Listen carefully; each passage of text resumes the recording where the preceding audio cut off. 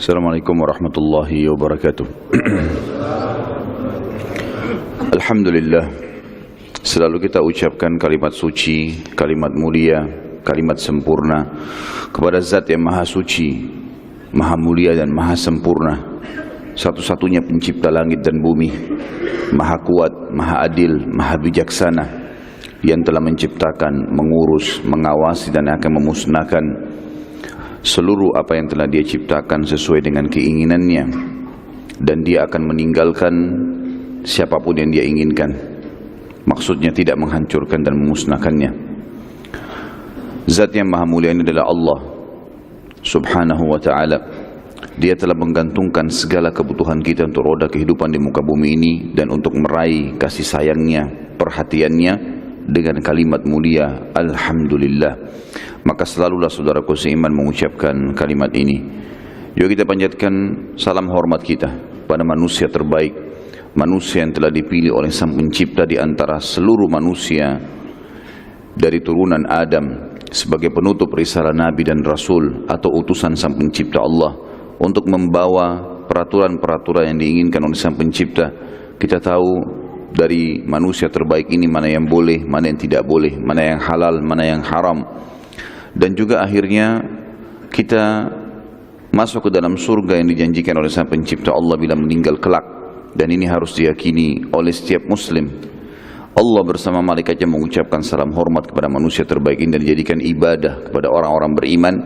Dan dari sisi yang lain juga sebagai bentuk terima kasih kita kepada manusia terbaik ini, manusia yang paling layak untuk dicintai dan dipanuti, karena telah mengorbankan 23 tahun dari masa hidupnya, 13 tahun fase Mekah dan 10 tahun di Madinah, semuanya untuk menyebarkan agama yang mulia.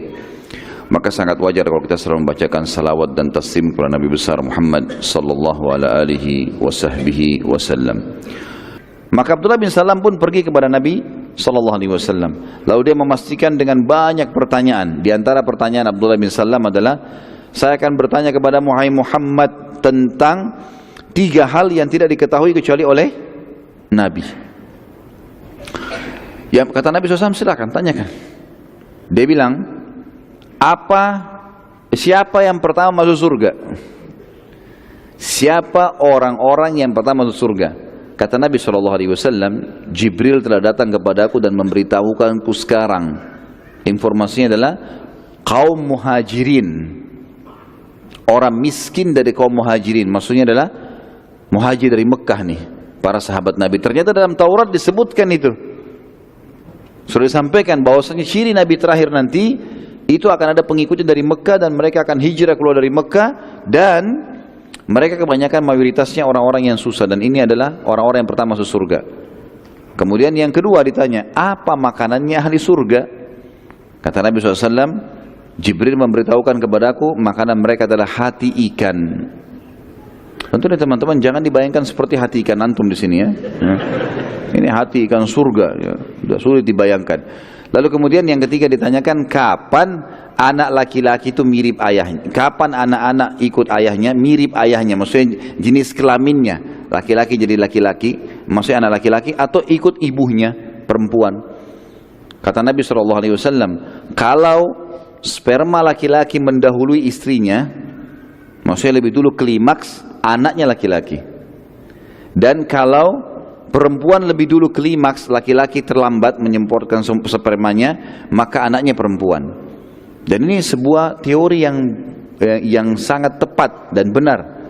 Jadi kalau teman-teman mau punya anak laki-laki, maka di hari masa subur istri disepakati, nanti misalnya bulan depan, tahun depan, saya ingin kamu hamil, misalnya dibilang sama istrinya. Baik, diperhitungkan masa suburnya kapan, pada saat itu berhubungan biologis. Selain tentu ulama membahas tentang masalah pentingnya makan makanan sehat seperti kurma, ya, yang bernutrisi dan alami semuanya. Juga pada saat itu kalau mau anak laki-laki, memang si laki-laki lebih dulu klimaks di hari hubungan biologis di masa subur itu. Makanannya laki-laki. Jadi perempuannya justru yang menahan diri untuk klimaks. Kalau mau anak perempuan, dibalik. Perempuan yang lebih dulu klimaks dengan rangsangan segala macam, akhirnya dia lebih dulu klimaks, baru laki-laki menumpahkan sperma, baru anak perempuan. Ini penyampaian dalam hadis, dan hadis ini hadis sahih riwayat Bukhari. Maka kata Abdullah bin Salam, Anda benar. asyhadu an la ilaha illallah wa anna Muhammad Rasulullah. Syahadat gara-gara itu. Dan ini penyampaian kata Abdullah bin Salam tidak ada yang ketahui kecuali Nabi. Lalu kata Abdullah bin Salam, ya Rasulullah, orang-orang Yahudi ini kaum Ghadar. Kaum Ghadar itu suka berkhianat, pendusta. Jadi orang Yahudi memberikan kesaksian itu sendiri, gitu kan? Tentang mereka sifatnya suka bohong. Maka rahasiakan masuk Islamku ini, tapi undang pimpinan-pimpinan mereka. Biarkan mereka datang, pendeta-pendetanya. Disebutlah Abdullah bin Salam, namanya Huyai bin Akhtab, ya, si fulan, si fulan, si fulan. Panggil mereka semua, ya Rasulullah. Lalu tanyakan kepada mereka tentang kedudukanku. Setelah tanyakan kedudukanku, baru kemudian Anda, ya, menyampaikan kalau aku sudah masuk Islam. Kata Nabi SAW, baiklah, diundanglah. Ini masih di hari-hari pertama masuk di Madinah, ya. Sudah langsung didakwahi orang-orang Yahudi itu. Maka menyurat oleh Nabi SAW, bukan menyurat, dipanggil orang-orang Yahudi pimpinannya, silakan temui Nabi Muhammad SAW. Datanglah mereka. Padahal mereka datang ke masjid, Abdullah bin Salam disembunyikan oleh Nabi SAW di belakang tembok masjid. Kemudian karena waktu itu tembok masjid saya bilang tadi masih sangat sederhana, maka orang kalau bicara dari dalam kedengaran di luar, atau orang dari luar kedengaran di dalam. Apalagi masjid Nabi SAW waktu itu sengaja tidak dibuatin atap, karena kalau udara panas sekali Madinah, gitu kan? Dan ini juga sebabnya kenapa Nabi SAW pernah bersabda dalam salah satu kejadian di Madinah, dan ini hadis jangan disalahfahami, waktu itu panas sekali. Kata Nabi SAW, lambatkan sedikit sholat duhur ini agar panas mulai redah. Dan itu kejadiannya satu kali itu, gitu kan? Banyak orang mengatakan kalau gitu duhur sengaja ditunda, bukan. Nah, ini harus difahamin dulu. Maka datanglah orang-orang Yahudi, kata Nabi SAW, wahai Yahudi, bertakwalah kepada Allah. Kalian tahu saya utusan Allah. Kalian orang yang paling tahu di muka bumi. Yang paling tahu Nabi SAW adalah mereka. Sampai Allah mengatakan dalam Al-Quran, a'udzubillahi minasyaitonirrajim, ya'rifunahu kama ya'rifuna abna'ahum.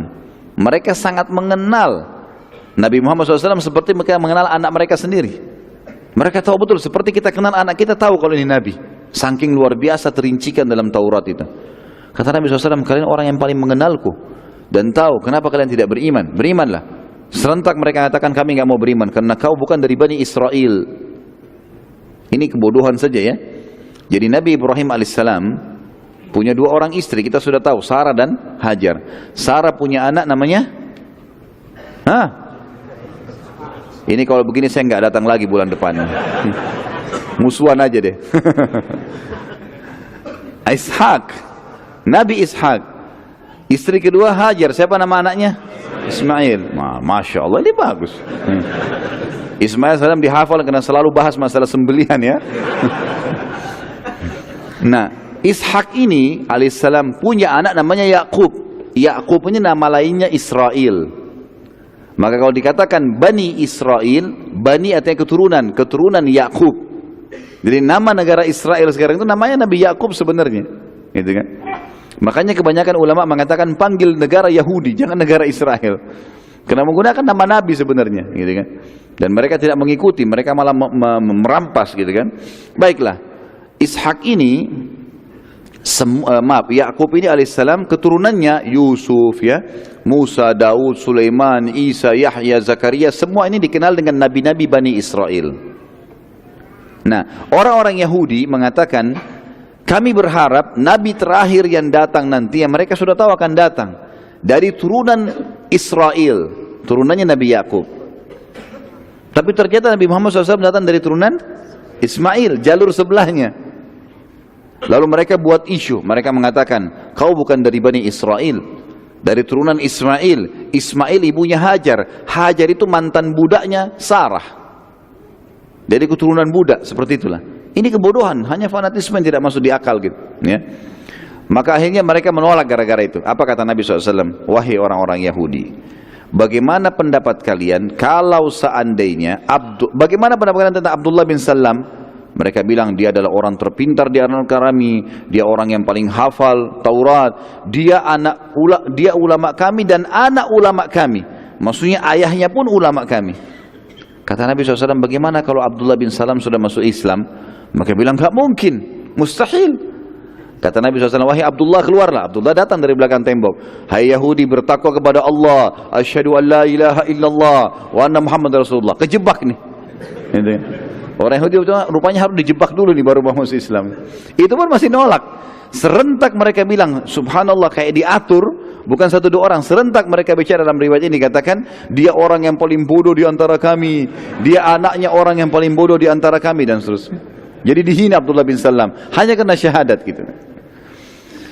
Maka pada saat itu teman-teman sekalian, ulama mengatakan perhatikan bagaimana kebodohan Yahudi di sini, karena dia tahu sebenarnya kebenaran tapi dia tolak. Makanya Abdullah bin Abbas radhiyallahu anhu mengatakan tafsir surah Al-Baqarah ghairil maghdubi alaihim waladdallin, bukan orang-orang yang kau murkahi dan orang yang sesat. Maghdub adalah Yahudi. Kata Abdullah bin Abbas radhiyallahu anhu adalah Yahudi. Kenapa? Karena mereka tahu kebenaran, mereka tolak. Bahkan sekarang di orang-orang Yahudi tersebar berita, mereka saling berbagi sama lain, nanti di akhirat ya kita akan berbicara dengan Allah, ya Allah rahmatmu kan luas, supaya nggak dimasukin ke neraka. Mereka kafir, kan kebodohan. Dan orang kalau sudah sampai di akhirat nggak bisa lagi, neraka ya neraka, nggak ada lagi waktu untuk bisa beriman. Tapi itu keyakinan mereka. Dhalin adalah Nasrani, karena mereka tidak tahu kebenaran, tapi mereka mau sebarkan. Ini perkataan Ibnu Abbas radhiyallahu anhuma. Kita angkat teman-teman sekalian di sini juga tambahan informasi. Salah satu istri Nabi SAW adalah Sofiyah binti Huyai bin Akhtab radhiyallahu anha. Sofiyah ayahnya namanya Huyai bin Akhtab. Ini salah satu pendeta Yahudi juga. Dan ini salah satu yang hadir di masjid yang dijebak tadi itu. Huyai bin Akhtab ini. Jadi nanti jadi mertua Nabi sebenarnya, tapi dia ya meninggal dulu. Jadi dia sudah meninggal, baru Nabi SAW menikah dengan Sofiyah.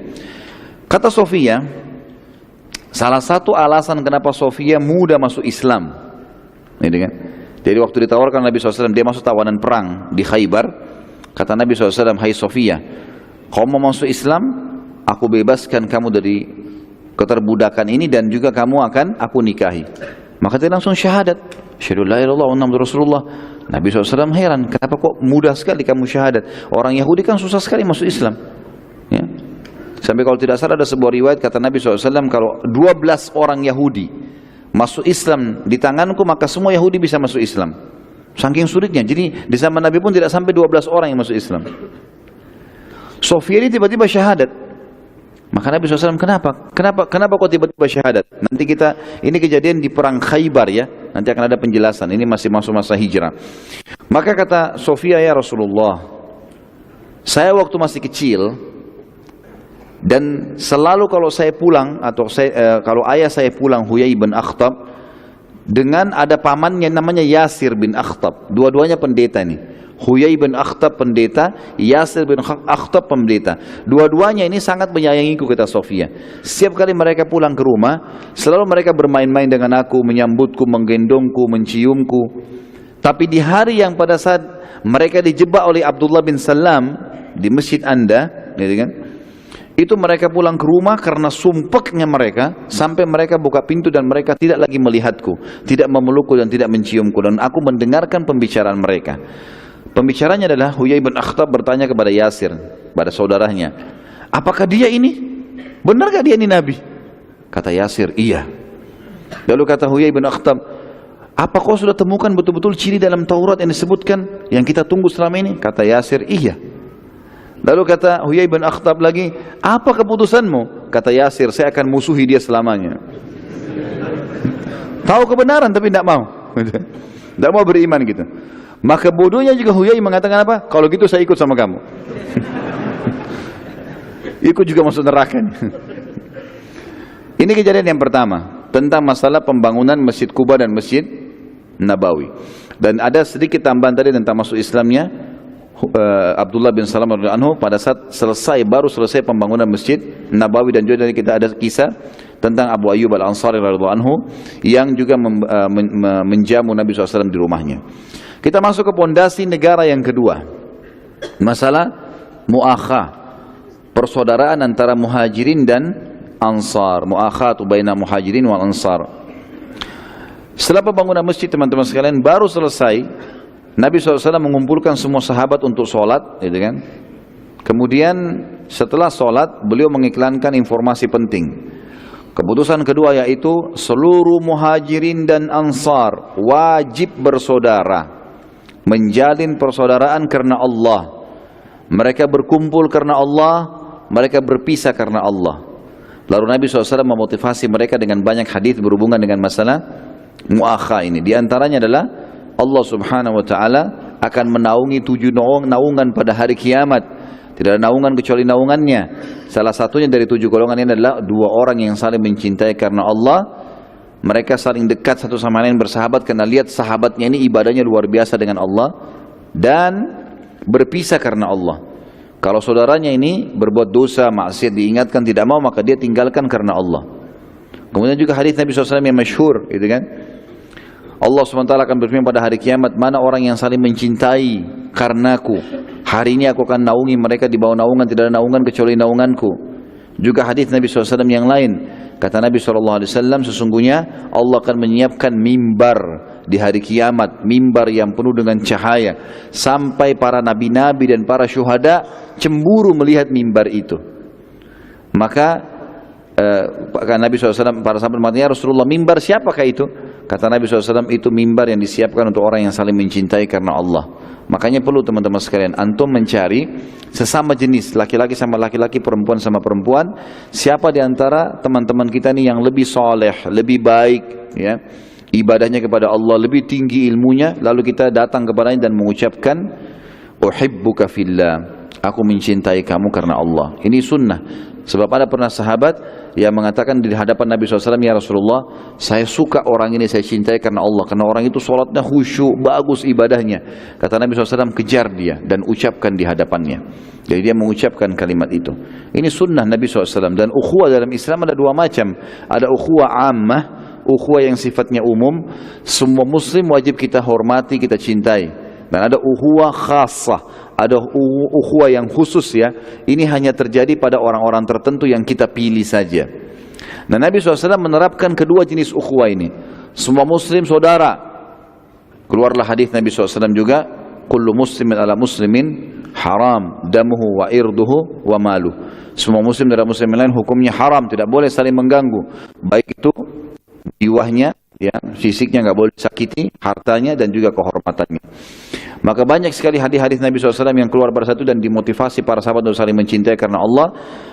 Ada di antara sahabat yang milih sendiri teman-temannya jadi sahabatnya, muhajirin dan ansar, ya. Jadi bukan ansar sama ansar, tapi muhajirin sama ansar pada saat itu, untuk menarik agar orang-orang muhajirin tidak dianggap orang yang nomor 2 di Madinah, bersaudara. Ada juga yang Nabi SAW tunjuk. Di antara kisah yang paling masyhur adalah kisahnya 2 orang sahabat Nabi yang mulia, dua-duanya orang kaya raya. Abdurrahman bin Auf radhiyallahu anhu, sahabat Nabi yang kaya raya di Mekah, terkenal dengan kekayaannya, dan dia termasuk orang yang selevel dengan Abu Bakar, dengan Utsman bin Affan radhiyallahu anhu ajma'in. Ini orang-orang kayanya Mekah, miliardernya Mekah. Tapi waktu dia mau hijrah ke Madinah, teman-teman sekalian, orang-orang Mekah menahan seluruh hartanya, bahkan istri anaknya pun tidak ada yang ikut dengannya. Jadi dia hijrah dengan badannya sendiri, meninggalkan seluruh hartanya pada saat itu, semua ditinggalkan. Waktu dia hijrah ke Madinah, Nabi SAW persaudarakan dia dengan Sa'ad radhiyallahu anhu. Sa'ad masyhur dengan kekayaannya, Maka Sa'ad pun pada saat itu, teman-teman sekalian, menerima persaudaraan tersebut dan langsung berkata di hadapan Nabi SAW. Bahkan sebagian besar sahabat mendengarkan.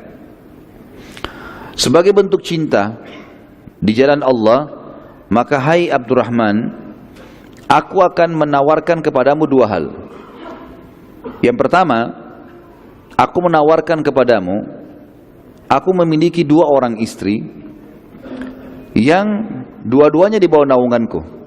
Aku ingin engkau melihat salah satunya, mana yang menarik buat kamu. Bukan saat yang memilihkan, tapi dia mengatakan engkau pilih, yang mana kau suka diantaranya, aku ceraikan, setelah masa iddah kau nikahi. Penawaran pertama. Penawaran yang kedua, aku adalah orang terkaya di Madinah, memiliki setengah Madinah ini kebun kurmanya milikku. Dan sampai hari ini teman-teman sekalian dianggap orang itu kaya kalau punya kebun kurma kalau di Timur Tengah itu. Karena luar biasa kebun kurma itu, umurnya panjang, buahnya banyak, sepanjang tahun dibutuhkan dan seterusnya. Dianggap itu orang kaya raya. Maka saya punya atau aku memiliki setengah kebun kurma di Madinah, ini milikku. Aku ingin bagi dua denganmu. Jadi Abdurrahman pada hari itu bisa langsung menjadi orang kaya raya. Tapi subhanallah, Abdurrahman orang yang sudah tertanam iman dalam hatinya. Jangankan hartanya Sa'ad, harta dia pun yang banyak di Mekah ditinggalkan. Jangankan memilih istri Sa'ad, istri dia pun dia tinggalkan. Radhiyallahu anhu ajma'in, orang yang luar biasa keimanannya. Maka Abdurrahman mengatakan, semoga Allah memberkahi di keluargamu dan di hartamu. Tunjukkan padaku pasar, biarkan aku memulai usaha. Coba bayangkan teman-teman kalau kita di posisi Abdurrahman, kira-kira terima nggak ini? Ketawanya sudah merupakan jawaban. Ditawarkan punya istri pada saat itu, dan istrinya saat ini bukan orang yang jelek, orang yang sangat cantik, punya kedudukan, karena Sa'ad sendiri kepala suku di Madinah, gitu kan. Ini luar biasa, tapi ditolak sama dia dengan santun. Dan Abdurrahman dengan kemuliaan pada saat itu radhiyallahu anhu pergi ke pasar. Kemudian ada satu toko jual cangkul, karena waktu itu mayoritas pekerjaan masyarakat Madinah adalah pengebun, ya, kebun kurma. Maka dia pun datang ke toko itu lalu mengatakan, saya Abdurrahman dari Mekah, muhajir. Dan orang-orang Ansar sudah tahu pada saat Nabi SAW hijrah ke Madinah seluruhnya ya hampir masuk Islam, tinggal beberapa orang yang belum masuk Islam pada saat itu. Maka saya ingin mulai usaha, bisa enggak saya pinjam beberapa cangkul ini, jual beli tapi jatuh tempo, saya bayar besok. Maka pemilik toko mengatakan, baik silakan ambillah. Maka Abdurrahman pun mengambil, lalu mulai keliling pasar, jual 5-6 cangkul, laku, dibayar ke toko itu, besok lagi begitu, sampai cuma 1 bulan saja beliau sudah punya kios cangkul sendiri. Sampai Nabi SAW memuji Abdurrahman dalam riwayat sahih mengatakan, sungguh kalau Abdurrahman menjual genggam tanah, niscaya dia akan untung, karena cerdasnya dalam berdagang radhiyallahu anhu. Dan satu-satunya sahabat yang punya ide untuk membuat dan membangun pasar adalah Abdurrahman radhiyallahu anhu. Beliau melihat pasar di Madinah begitu-begitu saja terus. Maka beliau melihat ada banyak lahan tidak terpakai. Beliau datang izin kepada Nabi SAW, ya Rasulullah, lahan ini tidak ada yang tidak pemiliknya, lahan kosong begitu saja. Bagaimana, bisa enggak saya buat pasar? Nabi SAW silahkan.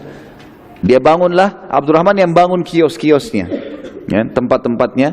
Kemudian dia mengajak, hai muslimin, siapa yang mau pakai pasar ini silahkan, gratis, enggak ada pembayaran apa-apa, silahkan dipakai, ya. Kalau misalnya ada yang punya keuntungan dari perdagangan dan mau memberikan kepada kami bagi hasil, kami menerima. Seperti itulah. Tapi kalau tidak mau bayar juga enggak masalah. Maka mulailah terbuka pasar 1, pasar 2, pasar, banyak pasar yang dibangun oleh Abdurrahman bin Auf radhiyallahu anhu. Dan ini teman-teman bisa kembali ke kisah beliau yang sudah saya sampaikan di serial sahabat di YouTube. Alhamdulillah sekarang sudah ada 20 serial sahabat, di antaranya 10 orang sahabat yang masuk surga, dan salah satunya Abdurrahman bin Auf radhiyallahu anhu majma'in. Baik, tentu ada beberapa orang yang lain yang dipersaudarakan dengan Nabi SAW, tapi yang paling masyhur kisahnya adalah Abdurrahman dengan Sa'ad. Yang terakhir teman-teman sekalian adalah keputusan pemerintahan di Madinah. Setelah persaudaraan antara Muhajirin dan Ansar selesai, pada hari itu juga si fulan bersaudara, semuanya saling bantu-membantu. Jadi yang pemukim, penduduk asli memilih satu orang Muhajir, kemudian dijadikan sebagai sahabatnya. Boleh tinggal di rumahnya, bersahabat sama dia, dia penuhi kebutuhannya, diberikan modal usaha, pokoknya menjadi sahabat dekatnya. Maka Nabi SAW mengeluarkan instruksi yang ketiga, dan keputusan yang ketiga itu keputusan pemerintahan di Madinah.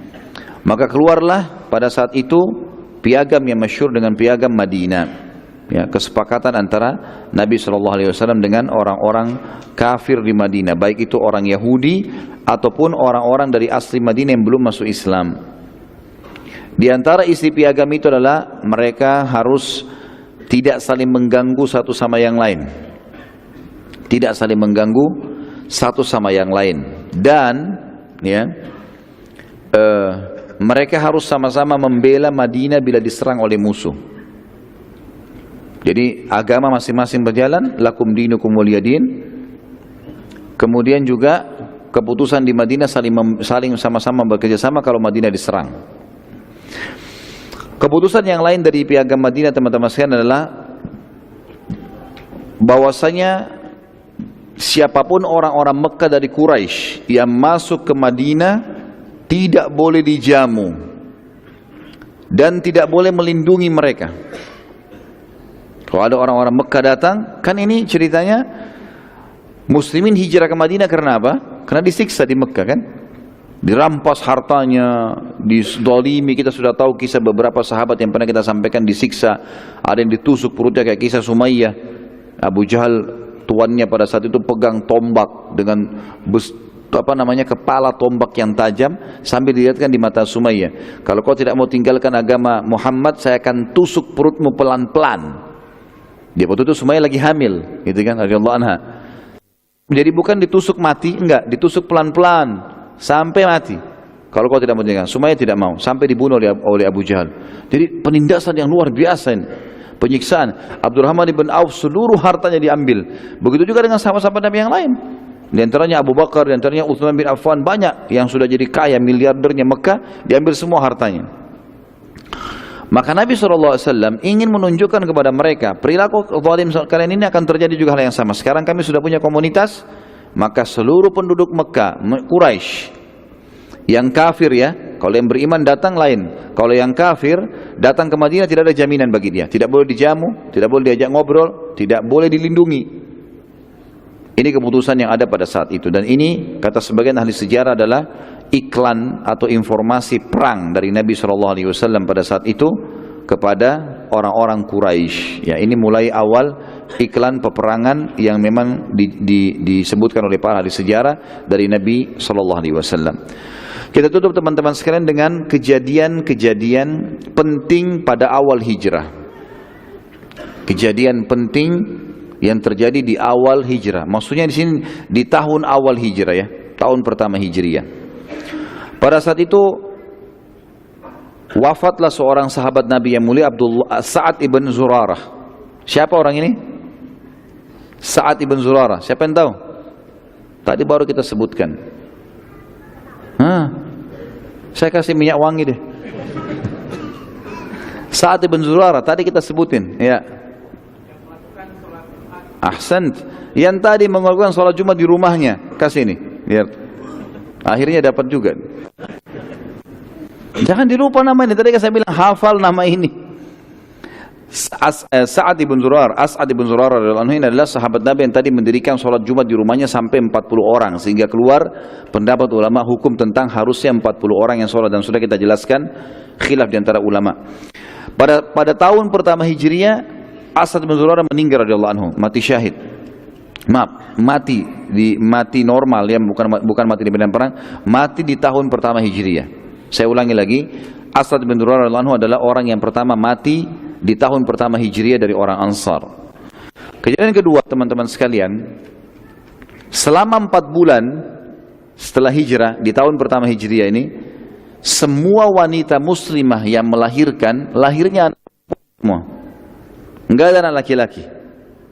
Tiap hari ada wanita-wanita muslimah melahirkan, tapi semua perempuan. 4 bulan sampai lahir puluhan orang pada saat itu, semuanya perempuan. Orang-orang Yahudi sebarin isu. Mereka bilang apa? Kalau kami telah menyihir kaum muslimin sehingga tidak ada lagi keturunan laki-lakinya. Bohong, isu bohong, gitu kan. Tapi dengan hikmah Allah 4 bulan memang tidak ada anak laki-laki. Setiap melahirkan perempuan, Sampai akhirnya tiba Zubair bin Awam dan istrinya Asma binti Abi Bakar radhiyallahu anhu ajma'in. Baru hijrah dari Mekah nih. Asma lagi hamil besar radhiyallahu anha. Pas tiba di Madinah, berapa hari kemudian melahirkan, dan subhanallah anaknya laki-laki. Lalu dibawa kepada Nabi SAW, anaknya Zubair dan Asma radhiyallahu anha diberikan nama Abdullah yang masyhur dengan Abdullah bin Zubair radhiyallahu anhu. Baik, Abdullah bin Zubair dibawa kepada Nabi SAW, lalu Nabi SAW sangat gembira dan beliau pun mentahniknya, memberikan kepadanya kurma yang dikunyahkan lalu ditembakkan langit-langitnya. Maka awal yang masuk ke dalam perut Abdullah adalah air liur Nabi SAW. Dan Nabi SAW yang memberikan nama Abdullah, dan sekaligus memberikan Abdullah kepada para sahabat untuk digotong keliling Madinah dan dilewatkan di pemukiman orang-orang Yahudi kalau ternyata apa yang isu mereka sebar selama ini dusta. Kalau muslimin sudah memiliki keturunan laki-laki, dan mereka sambil bertakbir melewatin pemukiman orang-orang Yahudi. Tentu Abdullah bin Zubair ini teman-teman sekalian adalah sahabat Nabi yang mulia yang terbunuh pada saat itu di Mekah, ya. Dibunuh oleh seseorang yang bernama Hajjaj, ya. Hajjaj bin Yusuf, dia yang membunuh Abdullah bin Zubair. Jadi pada saat Muawiyah meninggal mati, teman-teman sekalian, ada beberapa sahabat Nabi yang masih muda, umurnya waktu itu masih 40-an, di bawah 40 tahun. Abdullah bin Zubair, Abdullah bin Abbas, Abdullah bin Umar, Abdullah bin Amr bin As, yang dikenal dengan 4 Abadilah, 4 Abdullah. Kemudian juga ada sahabat-sahabat Nabi yang lain seperti Anas bin Malik, ya, Usama bin Zaid. Ini semua sahabat-sahabat yang masih muda gitu. Waktu Muawiyah meninggal dunia, Muawiyah menulis wasiat untuk menunjuk anaknya dia yang bernama Yazid menjadi khalifah. Rupanya sahabat-sahabat Nabi yang masih muda ini tidak nerima itu. Maksud dalamnya Hasan, ya, radhiyallahu anhum ajma'in, ini semua adalah sahabat-sahabat Nabi yang masih muda. Mereka berharap yang jadi khalifah setelah Muawiyah sahabat Nabi juga, karena sahabat Nabi masih ada. Tapi sudah terlanjur masyarakat Syam membaiat Yazid. Abdullah bin Zubair radhiyallahu anhu ajma'in ini pergi ke Mekah, tinggalkan Madinah menuju ke Mekah, lalu kemudian dia mengiklankan dirinya sebagai khalifah muslimin juga. Dan penduduk Hijaz, Mekah, Madinah, Jeddah ini membaiat Abdullah bin Zubair. Maka pada saat itu terjadilah 2 khalifah. Di negeri Syam ada Yazid, di wilayah Hijaz ada Abdullah bin Zubair. Sempat memimpin beberapa waktu pada saat itu. Abdullah bin Umar dan sahabat-sahabat Nabi yang lain mengingatkan Abdullah bin Zubair, sudahlah, jangan ribut tentang masalah politik seperti ini. Enggak usah ikut-ikutan. Yazid sudah dinobatkan terlebih dulu sebelum kamu, jadi enggak usah sekarang nobatkan diri. Dia bilang enggak bisa. Sahabat Nabi masih hidup, kenapa dia harus jadi khalifah? Gitu kan? Akhirnya tetap ngotot untuk jadi khalifah. Terjadi saya lupa pada saat itu ya, berapa tahun, berapa bulan, tapi cuma berapa bulan, tidak sempat tahunan kalau tidak salah. Kemudian Yazid mengirim pasukan namanya yang dipimpin oleh Hajjaj bin Yusuf. Ini panglima perang yang sangat bejat pada saat itu. Dia datang menyerang Mekah. Abdullah bin Umar, Abdullah bin Abbas waktu itu tidak memilih siapapun, tidak membaiat Yazid, tidak membaiat juga Abdullah bin Zubair, gitu kan?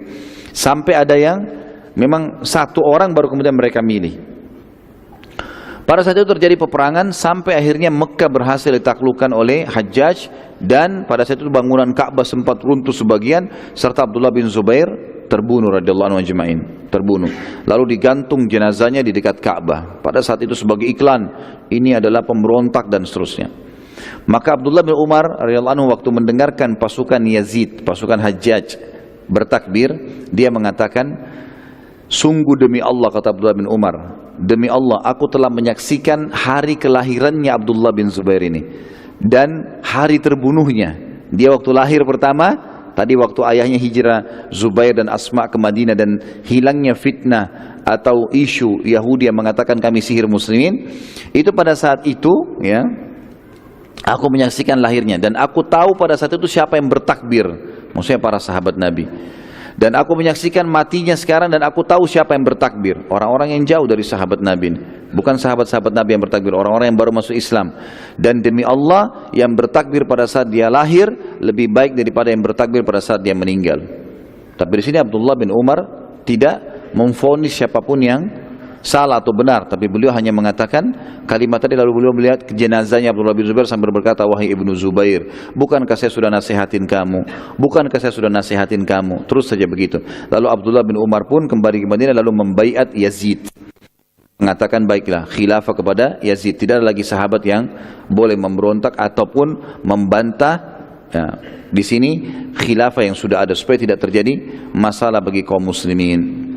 Ini termasuk tambahan saja tentang Abdullah bin Zubair, tapi yang jelas saksi bahasan ayahnya Zubair bin Awam dan ibunya Asma binti Abi Bakar radhiyallahu anhu ajma'in, ayahnya dan ibunya Abdullah adalah orang yang hijrah ke Madinah dan akhirnya mendapatkan anak laki-laki. Kejadian yang lain teman-teman sekalian, pada saat awal Hijriah itu Nabi SAW juga menikahi Aisyah radhiyallahu anha. di tahun pertama Hijriah. Setelah Aisyah diajak atau hijrah sudah tiba di Madinah, maka di tahun pertama itulah Nabi SAW menikahi Aisyah. Juga kejadian yang lain, di awal tahun pertama Hijriah, perintah sholat ditambah jumlah rakaatnya. Waktu pertama kasus sholat Isra dan Mi'raj, teman-teman sekalian, jumlah rakaat sholat semuanya 2 rakaat. Subuh 2, duhur 2, asar 2, maghrib 2, isya 2, semua sama 2. Dan di tahun pertama Hijriah turun wahyu mengubah itu. Yang tetap dalam rakaatnya adalah subuh saja 2 rakaat. Duhur ditambah 2, asar tambah 2, maghrib tambah 1, isya tambah 2. Dan ini terjadi di tahun pertama Hijriah. Juga pada saat itu terjadi, teman-teman sekalian, azan pertama kali dikumandangkan. Itu di awal Hijriah, ya, di awal Hijriah. Jadi setelah diubahnya jumlah rakaat salat, belum ada wahyu yang menyampaikan bagaimana caranya muslimin untuk tahu waktu salat sudah masuk, kecuali dari tanda-tanda saja. Seperti sabda Nabi SAW, duhur itu adalah kalau seseorang berdiri di bawah matahari dan tidak terlihat bayangannya. Kalau kita berdiri, matahari ada di tengah-tengah kepala kita, jadi bayangan tidak terlihat, itu maksud duhur. Waktu asar pada saat matahari sangat terang. Waktu maghrib pada saat terlihat awan merah, dan waktu isya pada saat awan merah hilang, dan subuh pada saat langit sudah bisa terlihat, ya, bukan gelap lagi seperti malam. Jadi ada ciri-cirinya. Maka para sahabat cuma mengingat itu saja belum mereka kumpul untuk sholat berjamaah bersama Nabi SAW. Apalagi tidak ada mic seperti kita sekarang mengeraskan pengeras suara untuk manggil orang gitu.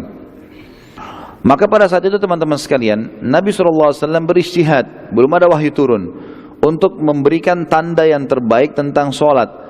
Sampai dalam beberapa athar disebutkan Nabi SAW sempat menyuruh sahabat untuk mencari lonceng yang digunakan oleh orang-orang Nasrani. Cari lonceng, biar lonceng juga dibunyiin, sholat sudah masuk waktu. Belum ada wahyu turun. Akhirnya sahabat pada nyari semua. Di Madinah nggak ada Nasrani, orang Yahudi nggak pakai lonceng. Maka mereka tidak temukan. Akhirnya pada malam itu, seorang sahabat Nabi yang mulia namanya Abdullah bin Zaid bin Tha'labah. Abdullah bin Zaid bin Tha'labah, sahabat Nabi yang mulia ini mimpi. Dia melihat dalam mimpinya ada seseorang jalan bawa lonceng. Lalu dia tanya, "Hai Tuan, mau nggak jual lonceng itu buat saya?" Kata orang itu, "Untuk apa kau beli lonceng?" Dia bilang, "Untuk panggilan solat kami." Maka orang itu pun berkata, "Maukah saya tunjukkan kepadamu lebih baik daripada lonceng ini?" Kemudian dia mengatakan, Abdullah bin Zaid bin Tha'labah mengatakan, "Iya, tentu saja mau." Lalu kemudian orang itu mengajarkan lafaz azan yang kita tahu sekarang, Allah Akbar, asyhadu an la ilaha illallah, dan seterusnya sampai la ilaha illallah. Maka dia pun segera bangun pada saat itu sebelum waktu subuh, lalu pergi ke masjid mengatakan, "Ya Rasulullah, saya mimpi seperti ini." Kata Nabi SAW, "Sungguh itu mimpi yang baik. Ajarkan, ya, ajarkan lafaz itu kepada Bilal, karena ada alasannya. Karena Bilal lebih indah suaranya darimu." Ya, berarti muadzin harus suaranya yang bagus. Jangan buat orang tambah tidur. Ya, gitu. Suaranya azan itu makin membuat enak, indah, menarik orang untuk datang sholat, gitu kan. Pada hadis ini pelajaran juga, teman-teman sekalian, kalau seorang muadzin harus dipilih yang paling bagus suaranya, wajar untuk memanggil orang. Walaupun memang ada motivasi dalam Islam untuk menjadi muadzin. Saat Bilal mengumandangkan azan, dipakai lafaz tadi subuh itu, orang-orang sudah mulai dengar Allahu Akbar dan seterusnya sampai la ilaha illallah. Umar bin Khattab baru terbangun, dan ternyata Umar mimpi juga sama. Maka Umar datang mengatakan, "Ya Rasulullah, demi Allah saya mendengar lafaz ini dalam mimpi saya, dan saya sudah ingin menyampaikan kepada anda." Kata Nabi SAW, "Sungguh itu mimpi yang baik, hai Umar, dan sudah diterapkan." Dan sudah diterapkan. Dan ini juga pelajaran, teman-teman sekalian, kalau mimpi orang mukmin benar.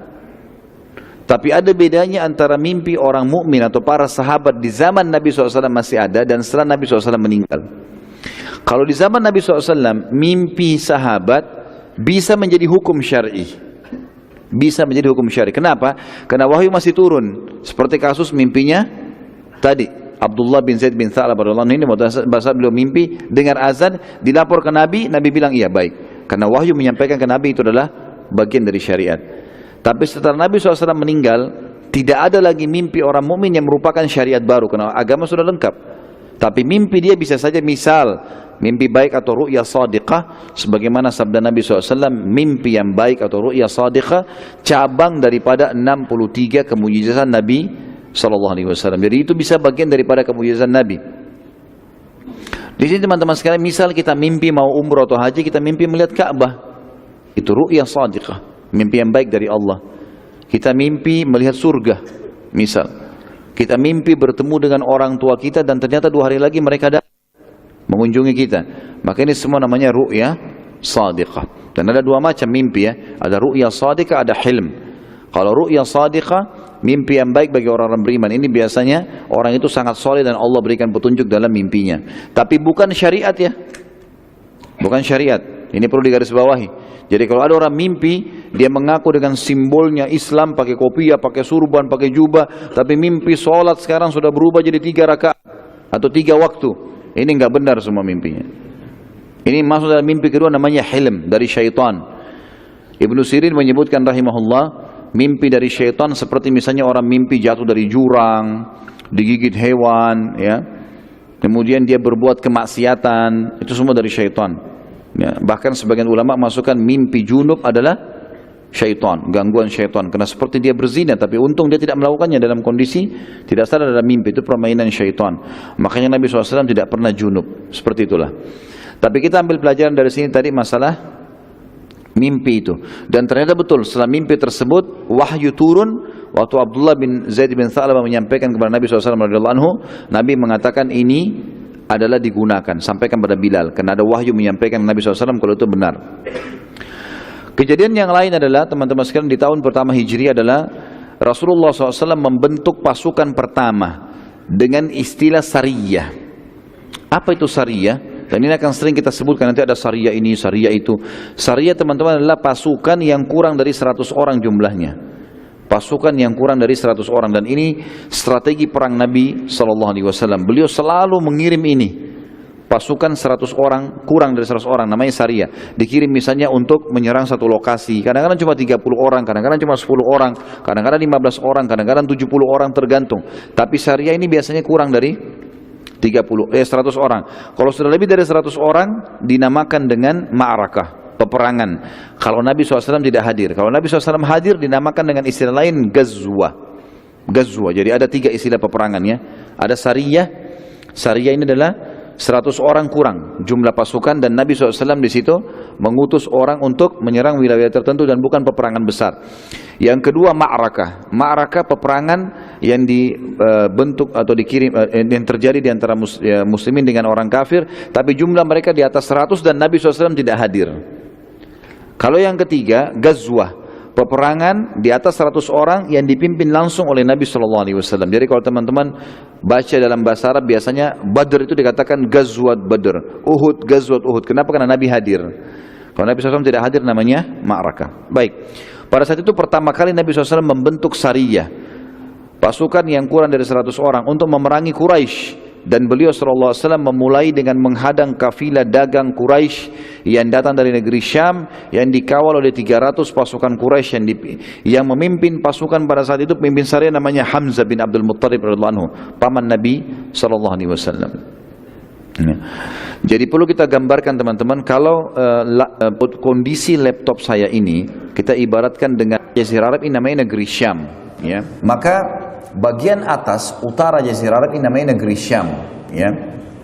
Di wilayah timurnya itu adalah Irak ya, Iran, Afghanistan, Rusia. Wilayah baratnya itu Afrika, Mesir, Tunis, Jazair dan seterusnya. Wilayah selatannya di bawah itu adalah Yaman. Di bawah lagi sampai ke kita, ke Asia Tenggara, sampai ke Indonesia. Jadi kita di selatan Jazirah Arab. Baik, kalau kita petakan 4 tadi ya, utara, selatan, timur, barat, maka Mekah sama Madinah ada di tengah-tengah Jazirah Arab, kurang lebih di atas tengah sedikit, lebih dekat ke negeri Syam ya. Tapi Mekah itu berada di bawah Madinah. Mekah itu berada di selatan Madinah. Jadi kalau posisi negeri Syam itu, yang lebih dekat ke negeri Syam adalah Madinah. Madinah dulu, baru Mekah di bawahnya gitu. Jadi orang-orang Mekah teman-teman, kalau mau mereka kan pada saat itu ambil dagangan dari negeri Syam. Ini itu. Kita tahu waktu zaman Nabi SAW masih di Mekah, saya ceritakan Nabi dagang ke negeri Syam. Allah sebutkan dalam Al-Quran tentang Quraisy, rihlatas syita'i was saif, perjalanan musim dingin dan musim panas, itu perjalanan perniagaan mereka. Jadi orang-orang Quraisy kalau mau ke negeri Syam, mereka lewatin Mekah dulu, mereka lewatin Madinah. Jadi Madinah, Mekah, mereka harus lewat Madinah baru sampai ke negeri Syam. Waktu itu tidak ada jalur lain, karena Madinah berada lebih dekat dengan negeri Syam. Nah, pada saat kafilah dagang mereka kembali, Nabi SAW hadang, suruh sahabat hadang. Dan pasukan yang dibentuk oleh Nabi SAW menghadang ini khusus dari orang-orang muhajirin. Orang Ansar nggak ikut waktu itu. Apa sebabnya teman-teman sekalian? Karena orang-orang Mekah telah merampas hartanya sahabat. Jadi perlu digarisbawahi ini. Karena sebagian orientalis mengatakan Muhammad sengaja merampas hartanya orang-orang Mekah untuk memburukkan nama Nabi SAW. Padahal sebenarnya tidak. Mereka lah orang Quraisy yang telah merampas harta muslimin dan dirampas kembali oleh Nabi SAW. Itu pun banyak upaya yang gagal. Di antaranya Sariyah yang pertama ini dianggap tanda kutip gagal di sini. Gagalnya kenapa? Waktu Hamzah bin Abdul Muthalib mendapatkan pasukan tersebut, kafilah tersebut, padahal jumlahnya banyak mereka, 300 orang yang mendampingi kafilah itu. Dan kafilah ini dikatakan kafilah kalau minimal 3 ekor unta, sampai ke atas, sampai 1000 ekor unta, 2000 ekor unta, itu semua. Dan rata-rata kalau kafilah dagang zaman dulu tuh di atas 1500 sampai 2000 ekor unta, dikawal dengan 300 prajurit, diserang oleh Hamzah kurang lebih hampir 100 orang. Tapi rupanya mereka sempat berada di wilayah suku Dumroh namanya. Suku Dumroh ini salah satu suku Arab yang lebih cenderung dengan Quraisy. Pimpinannya namanya Majdi bin Amr. Majdi bin Amr ini waktu dengar Quraisy mau lewat, Quraisy minta tolong, maka Majdi membentuk pasukan lalu menghadang muslimin. Waktu dihadang muslimin jumlahnya banyak, ribuan orang pasukan Dumroh ini, suku Dumroh ini dihadang. Lalu kata Dumroh, kata Majdi, saya tidak mau ada peperangan di wilayah saya. Saya cuma minta kalian kembali ke Madinah, jangan serang kafilah Quraisy, gitu kan? Hamzah waktu itu salah satu pemimpin perang yang tahu tentang hukum syar'i, tidak boleh menyerang kecuali yang diinstruksikan. Nabi SAW suruh serang kafilah Quraisy. Sekarang yang dihadapi Dumroh, belum ada perintah untuk itu. Tidak ada alat komunikasi untuk nanya ke Nabi SAW di Madinah, serang gak nih Dumroh? Gak ada. Maka yang terjadi, Hamzah mundur. Hamzah kembali ke Madinah, kemudian melaporkan itu pada Nabi SAW. Maka Nabi SAW pun membentuk yang lain lagi. Dan dibentuklah pada saat itu teman-teman untuk menyerang kafilah yang lain. Ada kafilah lain lagi Quraisy datang, dipimpin oleh Abu Jahal. Hamzah disuruh keluar lagi oleh Nabi SAW, serang lagi itu. Ternyata sama. Jadi antara kafilah dari negeri Syam, ya, lewat itu untuk memisahkan diri dari Madinah, mereka harus mutar dari samping Madinah kemudian sampai ke Mekah. Nah, di transisi jalan mutar ini, disitulah suku Dumroh itu. Suku Dumroh campur tangan lagi di sini yang kedua kali. Majdi keluar lagi, menahan lagi muslimin, tidak boleh sama sekali menyerang. Dan Nabi SAW juga tidak menginstruksikan pada Hamzah yang kedua kalinya untuk menyerang Dumroh. Mereka kembali. Pada bulan Syawal, Nabi SAW mengutus Sariyah yang ketiga yang dipimpin oleh Rubaidah bin Harith bin Abdul Muttalib.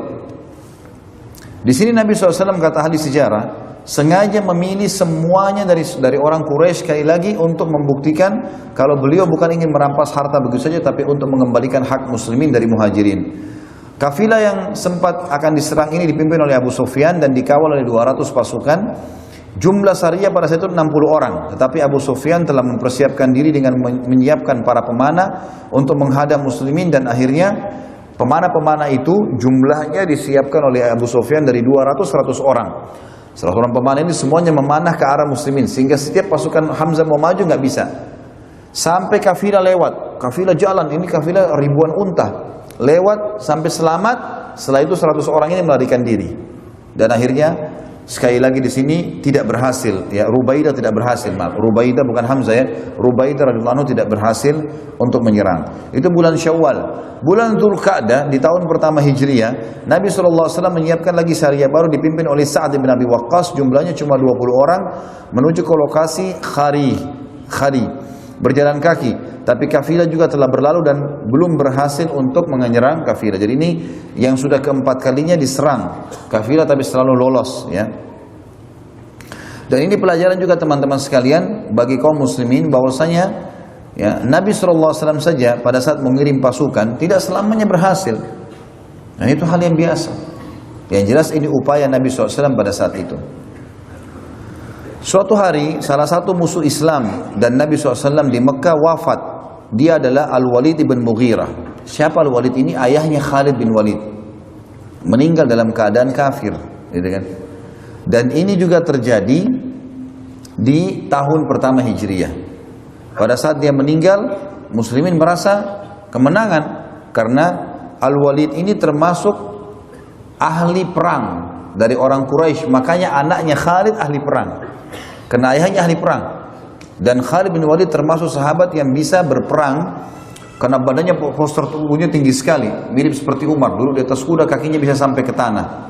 Menjepit perut kuda dengan kedua kakinya, kemudian memegang pedang dengan dua tangannya. Dan bisa perang, bisa melawan musuh dengan dua pedang, kiri kanan. Dan itu hasil latihan dari ayahnya, Al-Walid ibn Mughirah, ahli perang, gitu kan? Meninggal pada saat itu di tahun pertama Hijriyah. Juga pada bulan Safar di tahun kedua Hijriyah, ini sudah mulai masuk di tahun kedua Hijriyah. Tahun pertama tadi kejadian sudah segera, ini tahun kedua di bulan Safar, Nabi SAW memimpin sebuah peperangan sendiri yang dikenal dengan perang Abwa atau Waddan untuk memerangi Quraisy. Dan Nabi SAW menemui mereka di wilayah suku Dumrah. Tapi waktu itu Nabi SAW keluar sendiri. Pasukannya Nabi SAW besar. Jadi saya bilang tadi kalau Nabi pimpin sendiri berarti namanya Ghazwa dan jumlahnya lebih dari 100 orang, gitu kan? Keluarlah dengan pasukan besar. Rupanya Majdi ikut campur lagi tadi, suku Dumrah. Tapi di sini dia takut lihat Nabi SAW. Maka dia meminta perdamaian antara dia dengan Nabi SAW. Damai ini, ya. Pada bulan Rabiul Awal, bulan ketiga dari tahun kedua, sekali lagi Nabi SAW keluar memimpin pasukan sendiri yang dikenal dengan perang Buat. Tentu tadi di perang sebelumnya Abwa atau Waddan tidak terjadi peperangan karena terjadi damai antara Nabi SAW dengan Majdi. Di bulan Rabiul Awal sekali lagi Nabi SAW memimpin sendiri pasukan di peperangan yang bernama perang Buat. Sejumlah 200 pasukan dengan tujuan menahan kafilah Quraisy yang terdiri dari 2.500 ekor unta dipimpin oleh Umayyah bin Khalaf. Tapi kafilah tersebut berhasil juga lolos setelah mendengar Nabi SAW mengejar kafilah. Pada bulan Jumadil Awal yang bernama, ya, juga terjadi peperangan, diberi nama dengan peperangan Ashirah. Juga untuk menahan kafilah Quraisy dan negeri Syam, tepatnya di wilayah sama, suku lain lagi namanya suku Mudlij. Tapi kafilah Mudlij ikut campur dan akhirnya kafilah berhasil lolos dan Mudlij meminta perdamaian dengan Nabi SAW. Yang juga pada saat itu Nabi SAW memimpin langsung. Jadi sebelum perang Badar ini teman-teman, perang Badar kan nanti tahun 2 Hijriah di bulan Ramadan, ya. Ini semua prosesi terjadi sebelum terjadinya perang Badar. Karena banyak orang menganggap perang Badar perang pertama. Padahal sebenarnya itu peperangan yang kesekian kali yang terjadi bersama Nabi SAW. Tapi memang yang terjadi kontak fisik itu di perang Badar. Nanti kita akan bahas masalah itu. Jadi ini semua kejadian-kejadian. Sekarang bulan Jumadil Awal, Nabi SAW keluar lagi dikenal dengan perang Ashirah. Tapi juga sama bertemu dengan pasukan Nabi SAW dengan kafilah ini di suku Mudlij. Mudlij akhirnya meminta agar tidak jadi peperangan, damai dengan Nabi SAW. Dan Nabi SAW sempat duduk di suku Mudlij di wilayah itu selama sebulan untuk menunjukkan kekuatan muslimin dan memastikan Mudlij tidak berkhianat. Beberapa hari setelah balik ke Madinah dari mengepung atau berusaha mengejar kafilah Quraisy di suku Mudlij, seseorang dari kafilah Fihri bernama Kishr bin Jabir al-Fihri menyerang perbatasan kota Madinah. Ada satu suku Arab dari suku Fihri bernama Kisr, ya, bin Jabir al-Fihri menyerang perbatasan kota Madinah dan mereka merampok kurma dan membunuh seorang dari Ansar. Mendengar kejadian tersebut, Nabi SAW segera mengejar Kisr sampai ke wilayah Badr, tapi ia berhasil melarikan diri dan Nabi SAW kembali ke Madinah. Juga termasuk kejadian Nabi SAW mengutus 8 orang sahabat yang dipimpin oleh Abdullah bin Jahash radhiyallahu anhu dan menitipkan sebuah surat dengan pesan jangan dibuka kecuali sudah tiba di suatu tempat. Cuma 8 orang saja nih. Saat tiba di tempat tersebut, Abdullah bin Jahash radhiyallahu anhu membuka surat dari Nabi SAW yang ternyata isinya memerintahkan agar mereka menyerang kafilah Quraisy yang akan lewat di lokasi tersebut. Pada saat itu Sa'ad bin Abi Waqqas dan Utbah bin Ghazwan gantian menunggangi unta mereka. Unta mereka hilang dan mereka berdua sedang pergi mencari. Jadi kafilah ini kafilah yang kecil, sariyah ini sariyah kecil cuma 8 orang. Dan pada saat itu Abdullah bin Jahash pimpinannya. Nabi SAW kasih surat mengatakan jangan kau buka surat ini kecuali di tempat tertentu. Disebutkan nama tempatnya, tapi dalam riwayat tidak disebutkan tempat itu ya.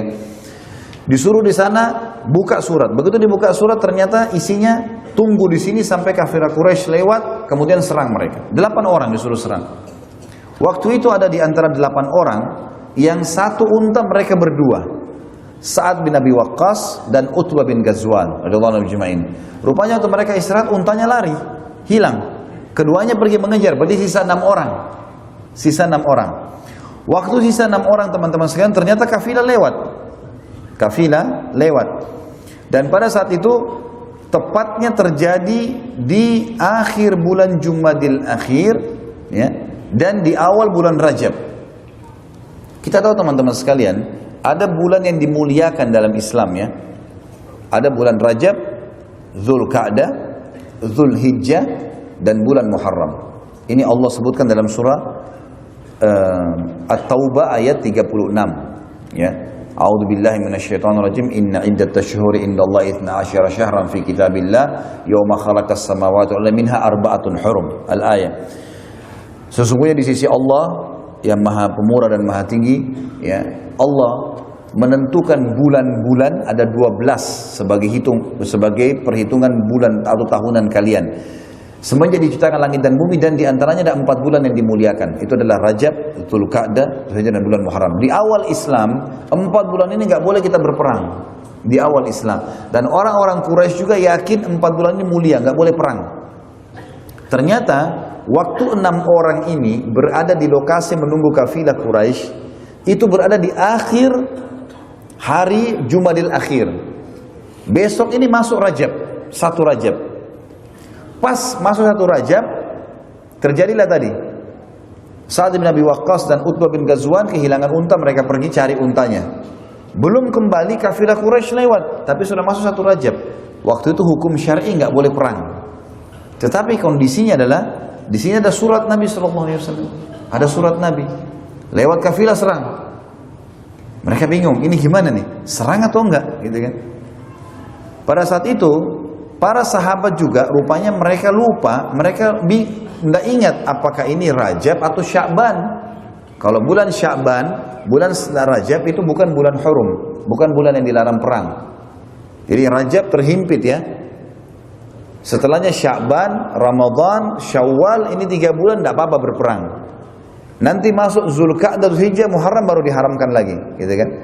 Jadi sahabat kira ini sudah Sya'ban. Ternyata masuk 1 Rajab. Lalu 6 orang ini ternyata menyerang. Kafilah lewat diserang. Sudah kita serang saja. Surat Nabi SAW jelas, diseranglah. Nah karena pada saat itu orang-orang Quraisy tidak sangka lokasi itu dianggap aman karena sudah dekat dengan Mekah. Diserang dan terbunuh 1 orang dari kafir Quraisy yang bernama Amr bin Hadrami. Dan ini korban pertama yang mati di tangan kaum muslimin. Dan menawan 2 orang. 2 orang sempat ditawan, namanya Al-Hakam bin Kaisan dan Uthman bin Abdullah, ditawan. Dan yang lain sempat melarikan diri, serta ke-6 orang tersebut berhasil merebut semua kafilah. Jadi ada ribuan unta, semua berhasil diambil, cuma 6 orang ini. Dan ini kata para ulama, tanda kalau orang-orang kafir di kancah peperangan takut dengan muslimin. Memang selalu begitu, jumlahnya sedikit, dan kalau sudah ada percikan takbir umumnya mereka merasa kecil hati. Ya, mereka dikalahkan. 6 orang berhasil merebut ribuan ekor unta dan menawan, membunuh 1 orang tadi Amr bin Hadrami, dan menawan 2 orang Al-Hakam bin Kaisan dan Uthman bin Abdullah. Lalu membawa kafilah pulang ke Madinah. Tetapi yang jadi masalah adalah penyerangan tersebut terjadi di bulan Rajab yang dilarang peperangan, dan orang-orang Arab memuliakan juga bulan itu, termasuk dalam syariatnya Nabi Ibrahim alaihissalam. Maka Quraisy lalu menyebarkan berita bahwa muslimin telah menghalalkan bulan hurum. Juga menyurati Nabi SAW yang berisi, engkau telah menghalalkan bulan hurum hai Muhammad. Lalu Nabi SAW menjawab, tidak. Tetapi telah terjadi kesalahpahaman, pasukanku mengira bulan Sya'ban telah masuk. Quraisy berkata, kalau demikian kembalikan tawanan kami. Kalau memang betul kesalahpahaman saja, kembalikan 2 orang tawanan kami, Al-Hakam bin Kaisan dan Uthman bin Abdullah. Nabi SAW menjawab, tidak.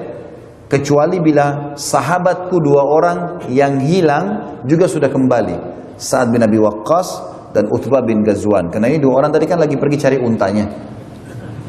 Nabi khawatir jangan sampai 2 orang ini ditawan oleh Quraisy. Kalau 2 orang ini kembali, tawanan ini kami kembalikan. Beberapa hari kemudian ternyata kedua sahabat ini tiba di Madinah, Sa'ad bin Waqqas dan Utbah bin Ghazwan. Maka Nabi SAW pun mengembalikan tawanan Quraisy tersebut. Dan dalam hal ini teman-teman sekalian, Allah Subhanahu wa taala menurunkan firman-Nya yang masyhur dalam surah Al-Baqarah ayat 217 sampai 218. A'udzu billahi minasyaitonir rajim. Bunyinya, yas'alunaka 'anil syahril harami qitalin fi qul qitalun fihi kabir wa saddun 'an sabilillahi wa kufrun bihi wal masjidil haram wa ikhraju ahlihi minhu akbaru 'indallah wal fitnatu akbaru minal qatl wa la yazaluna yuqatilunakum hatta yuruddukum 'an dinikum in istata'u wa may yartadid minkum 'an dinihi fayamut wa huwa kafirun fa ulaika habitat a'malun fid dunya wal akhirah wa ulaika ashabun nari hum fiha khalidun innal ladzina amanu wal ladzina hajaru wa jahadu fi sabilillahi ulaika yarjuna rahmatallah wallahu ghafurur rahim. Terjemahannya 217. Mereka bertanya kepada Muhammad tentang berperang pada bulan Hurum, bulan yang dimuliakan tadi, 4 bulan itu. Katakanlah, berperang dalam bulan itu adalah dosa besar, nggak boleh, dilarang memang. Tetapi menghalangi manusia dari jalan Allah, ya, untuk beriman, kafir kepada Allah, menghalangi masuk ke Masjidil Haram dan mengusir penduduknya yang telah beriman dari sekitarnya, lebih besar dosanya di sisi Allah. Dan berbuat fitnah, ya, memfitnah kaum muslimin lebih besar daripada membunuh. Mereka tidak henti-hentinya, hai Muhammad, memerangi kamu sampai atau kalian sampai mereka dapat mengembalikanmu dan pengikutmu dari agamamu kepada kekafiran. Seandainya mereka sanggup, barang siapa yang murtad di antara kalian dari agamanya lalu dia mati dalam keadaan kafir, maka mereka itulah yang sia-sia amalannya di dunia dan di akhirat, dan mereka itu penghuni neraka, mereka akan kekal di dalamnya. Ayat 218. Sesungguhnya orang-orang yang beriman, orang-orang yang berhijrah dan berjihad di jalan Allah, mereka itu mengharapkan rahmat Allah, dan Allah Maha Pengampun lagi Maha Penyayang. Kata para ulama, yang dimaksud dengan ayat ini adalah para sahabat yang 6 orang tadi. Mereka tadi sebenarnya keluar berjihad, mereka bukan sengaja menyerang di bulan Rajab, mereka tidak paham kalau itu bulan Rajab, mereka pikir Sya'ban. Dan sepakat memang seperti itu, mereka lupa. Maka mereka pun menyerang, dan itu mereka mau berjihad di jalan Allah, mereka tidak berdosa, mereka mendapatkan rahmat dan pengampunan dari Allah. Inilah syariat terakhir teman-teman sekalian, terjadi sebelum terjadinya perang Badr, ya. Termasuk kejadian sebelum perang Badr adalah di awal tahun kedua Hijriah, pengalihan kiblat yang tadinya menghadap Baitul Maqdis ke Masjidil Haram. Ini penutupan bahasan kita tentunya. Jadi kiblat dulu teman-teman sekalian itu menghadap ke Baitul Maqdis, ke Masjid Aqsa. Yahudi Nasrani juga menjadikan itu sebagai kiblatnya, dan sampai sekarang mereka menjadikan sebagai kiblatnya. Nabi SAW waktu di Mekah, kalau sholat mencari sisi Ka'bah, yang beliau sholat menghadap Ka'bah, menghadap Baitul Maqdis. Karena beliau berharap sekali memang Ka'bah menjadi kiblat, kembali seperti di zamannya Ibrahim alaihissalam, di awal-awal bangun Ka'bah, gitu kan? Karena awalnya begitu. Nanti di zaman Musa, di zaman Isa alaihissalam baru teralihkan ke Baitul Maqdis. Jelas Nabi SAW lakukan itu, tapi berharap supaya Ka'bah bisa jadi kiblat. Sampai hijrah ke Madinah, tersebar isu yang tidak enak nih. Dari siapa? Dari orang-orang Yahudi. Mereka bilang Muhammad tuh karang-karang agamanya. Buktinya mereka juga muslimin sholat menghadap sama kiblat kami. Al-Quran itu juga dicomot-comot saja. Ayat Taurat, ayat Injil disatuin jadi Al-Quran. Jadi ini nggak benar. Buktikanlah hai orang-orang Arab, suku-suku Arab disebarin berita kalau Muhammad hanya mencontohi kami. Buktinya sholatnya menghadap ke Baitul Maqdis. Maka selalu Nabi SAW waktu itu menengadah wajahnya ke langit, selalu melihat ke langit. Harapannya Nabi SAW supaya Ka'bah kiblat dialihkan, jangan lagi ke Baitul Maqdis, supaya menutup syubhatnya dan fitnahnya orang-orang Yahudi. Terus saja Nabi SAW berharap kepada Allah sampai akhirnya Allah Subhanahu Wa Taala menurunkan firman-Nya dalam surah Al-Baqarah, surah nomor 2 ayat 144. Dan ini penutupan bahasan kita tentunya pada pagi ini.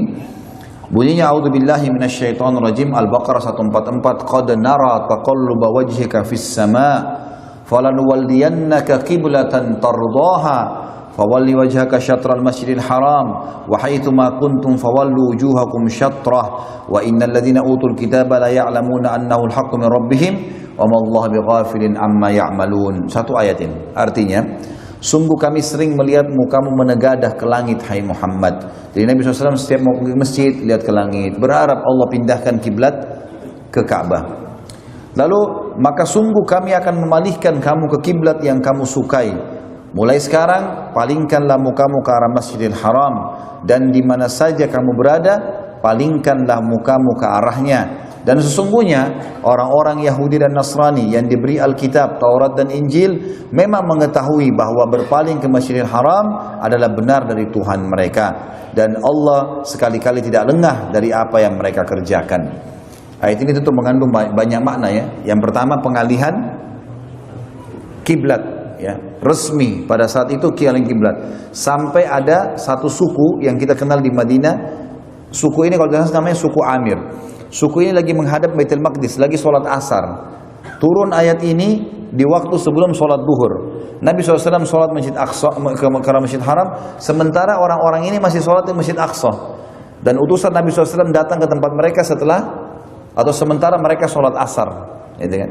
Lalu utusan Nabi SAW teriak dari luar mengatakan, wahai muslimin, sesungguhnya kiblat telah dialihkan ke Ka'bah. Maka mereka pun akhirnya di 2 rakaat sholatnya ke Masjid Maqdis, 2 rakaat mereka sholat ke Masjid Haram. Maka dikenal dengan Masjid Kiblatain, masjid yang memiliki 2 kiblat.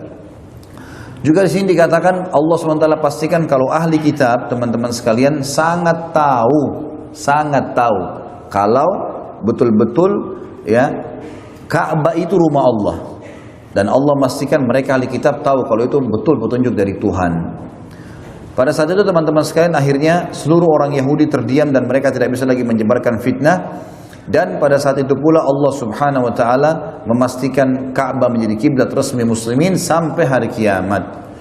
Dan yang terakhir ada poin juga, kejadian terakhir sebelum perang Badar pada Ramadan tahun 2 Hijriah diwajibkan berpuasa Ramadan sebulan penuh.